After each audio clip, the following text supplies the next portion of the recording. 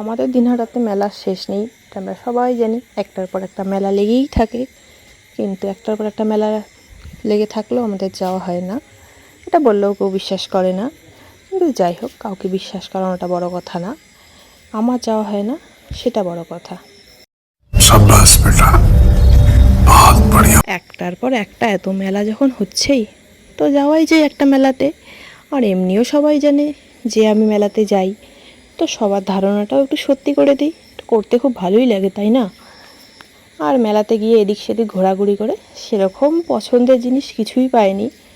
কিন্তু পছন্দের জিনিস কিছু না পেলেও খাওয়ার জিনিস তো অনেক কিছুই আছে।